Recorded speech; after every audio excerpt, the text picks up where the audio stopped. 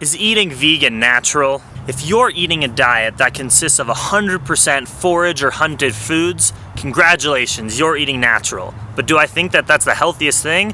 Absolutely not. If you're eating food from a grocery store or even from a farmer's market, which almost I'd say everybody pretty much is in this world today, I say it's technically not natural because every other species pretty much in the world eats food that they just run across of walking through their day. They go and hunt food, they forage plants and berries and fruits and stuff like that, but does it mean that that's the healthiest diet?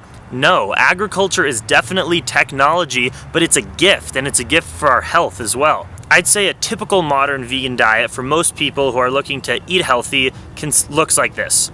Maybe oatmeal and almond milk for breakfast, some snacking on some fruit at work or in class, having a big quinoa and bean salad for lunch, and then for dinner kind of making maybe veggie burgers or tofu or a big green pea stew or lentils, something like that. Now if you look naturally, if you were sort of a species roaming around in your local community, wherever it was, you would never interact with all of those foods at the same time in one day. There would never be a banana fruit tree orchard next to a rice paddy or growing quinoa. It doesn't really make sense. But that doesn't mean that because we eat a diverse amount of foods today as vegans, doesn't mean it's not healthy or not natural. I think that agriculture, which is definitely technology, has allowed us to eat healthier than any species possibly could out in nature. We have access now to grocery stores where we can get an abundant, diverse amount of food within one day, within our grasp, and that is such a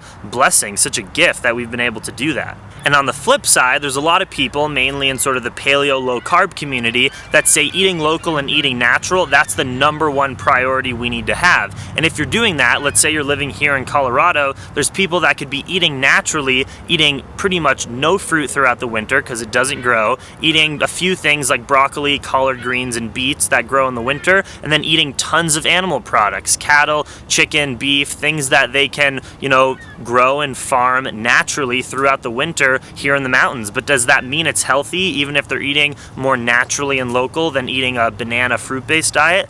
I would say it's absolutely not healthy. It's completely unhealthy. So natural and local are not even the things that I prioritize most. Now, in a perfect world, would I want to eat a high-carb, fruit-based vegan diet locally?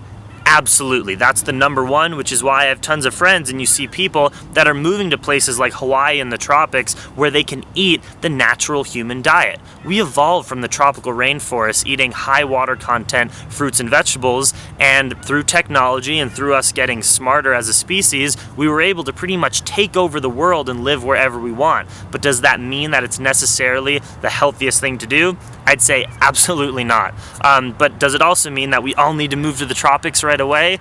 No, we can be reasonable. We can say that we're gonna buy fair trade local, not local, but fair trade organic fruits and vegetables from the grocery store.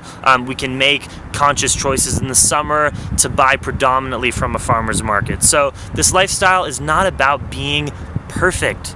Nobody's perfect. It's about doing the best you can within your circumstance and trying to get better and better sort of every year, every week, every month. You can set a goal. If you like the video, make sure to give it a thumbs up. Thank you, and make sure to subscribe to the channel right up here. If you want to see more what I'm eating, my vegan muscle gains, follow me on Instagram, Twitter, and Facebook. It's all at Plantriotic, and make sure to check out the Plantriotic Podcast on iTunes. Have an awesome day.